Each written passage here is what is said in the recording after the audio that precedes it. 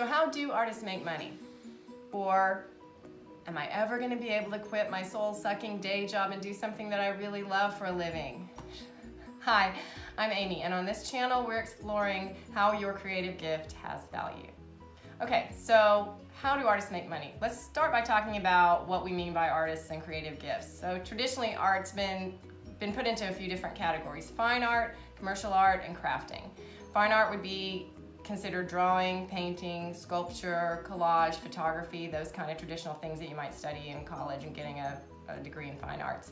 Commercial art was often things like illustration, graphic design, product or industrial design, architecture, and now things like styling, window design, things like that could also be considered commercial design.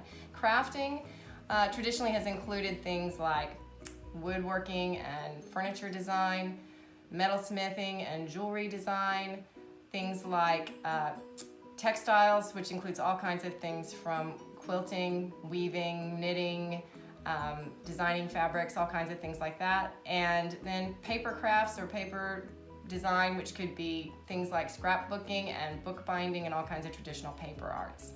Okay, so we talk about those separate buckets that people always made for different kinds of art, but in my experience it seems like more and more those definitions and those lines aren't that important anymore. They're blurring, and we can combine things from all over the place to find a creative way to do what we love and maybe put it together in a way no one's done before.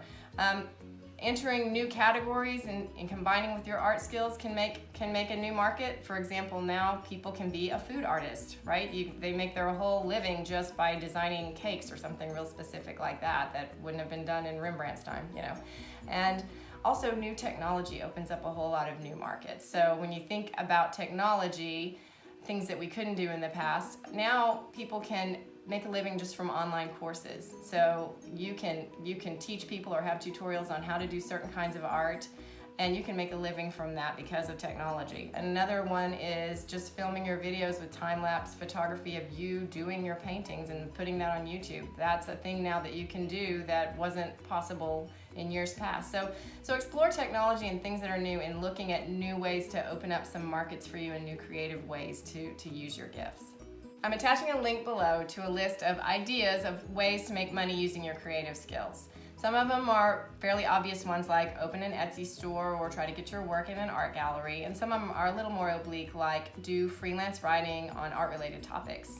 So check out that list below. And when you're reading through it, if you see anything there that you're interested in me exploring further on another video, leave a comment and let me know that that's something you want to hear more about. Some of those items on that list are going to be things that we will do specific videos about more in detail. So let me know what your interests are, and that'll help me know what to make videos about. Okay, well, whether or not you believe in firm lines between the categories of fine art, commercial art, and crafting, there are a couple of questions I think you should ask yourself about your work. One of those is, how willing am I to have my work dictated by market forces? And the second one is, what type of people is my style going to appeal to? How willing am I to have my art or creative output dictated by market forces? Now, only you can answer this question about yourself, but it's important to think about. You know, as artists, sometimes we push back pretty hard against the idea of anybody trying to dictate to us what our work should be. We have a really strong vision, and that's what makes us artists, is to want to be true to that vision. And I totally respect the idea of someone who is uncompromising in bringing this vision to life and saying, hey, I absolutely don't want anyone or anything dictating that except my inner vision as an artist. Now, if you are pretty high on that scale, where you almost feel offended at the mere suggestion that what people want to buy might matter, then, you know, going towards fine arts with a capital F might be a better track for you. And that's a great place to be. I mean, where would we be? Where would our culture and civilization be without fine artists who had that singular vision? So I have a ton of respect for that. And if you know that about yourself, then that's probably where you're going to be the happiest. On the other hand, if you're somebody who really enjoys like helping bring someone else's vision to life, someone who doesn't have the art skills, but they have this idea of something they want to do, and you could help them like give it birth, and then see the joy that gives them when you make that thing for them, then commercial art might be a better area for you to be in. You know, if you're somebody who's able to design this thing and then have the person go, yeah, but change this, change this, change this, and you go, okay, and you'll change it for them happily to help their vision come true, then you would be suited to do that sort of thing in commercial art where the customer's vision is really what you're trying to bring to life.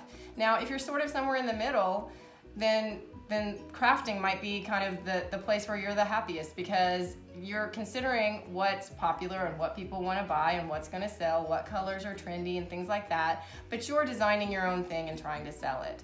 So those are all three important considerations for you to answer about yourself, and only you can know the answer to that, and there's no right or wrong answer, but you're going to find a place where you're happier making your money if you know this about yourself and you've taken a moment to answer that question.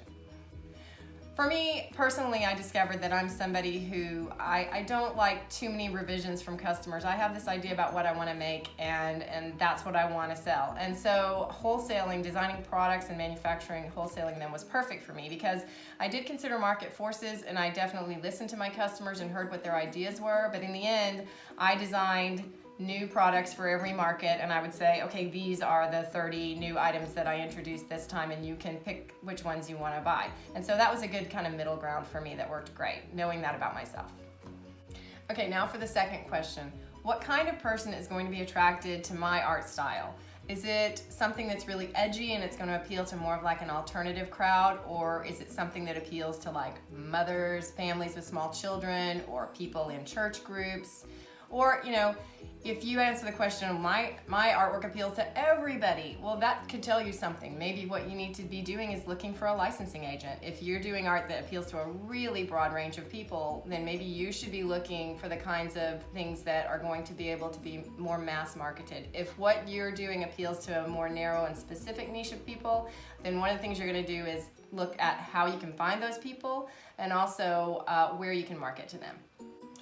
Okay, the secret to figuring out how to monetize your art skills is application. How are you going to apply these skills? And to do that, you need to think about how an end customer is going to use what you make. Is there a specific group of people that's going to be interested in it? And how are you going to find them, or how are they going to find you? Is there a specific group that would be interested in something you're making, or a customized version of something that you make? And now, to answer some of these questions, or to find out a little more, do a little homework. Look at things that you've sold or made in the past that people have bought or expressed an interest in, and think about the things people have requested from you. What are some special requests people have made? If they have, is that something you could explore further? Is there a market there? Is there something hidden there that you could tap into and find a new market for what you're doing? In the fall, I did a Christmas market, a big Christmas market, where I sold custom painted Christmas ornaments, and I got requests from doing that, in addition to the ones I was selling there, for some specific for ladies groups or book club groups, where I took some orders to do like multiple ones for everybody in the group with their name and the name of the group on them. I also got requests, we're here in Texas, I got requests from somebody who has friends who are ranchers, who own ranches and have a custom brand that's their brand, and they wanted their brand painted on the ornament for a few different people. And so, okay, that's not something I ever would have thought of, but is there a market for that? Another thing that I did there, I was also selling picture frames that were personalized. And so I was able to do the gifts that were for the chair people of the event. They had me put, chairman in 2018 on there for them, and they gave those as the gifts, the thank you gifts for the people who organized the whole thing. So that's another place. Right there, there's 3 different things that other people suggested to me that they wanted me to do with my work, with the stuff I was already making. I could explore those further and try to figure out ways. Okay, book clubs. Could I contact my local library to find out about different book clubs and see if they want custom this or that to go for their next event? Think creatively about the ways that you can find groups and affiliations of people who would be interested in the stuff that you're making, or offer them a special version of the stuff that you're making. All right, before I give you your homework for this week, I just want to take a moment to thank all of you who reached out to me and all the wonderful things you said. I really appreciate it. We really need to support and love each other as creators, and that community is strong and beautiful. Now, if you didn't subscribe to me yet, I hope you will subscribe and click on that little bell for notifications, because that way YouTube actually tells you when I post a new video. All right, on to your homework.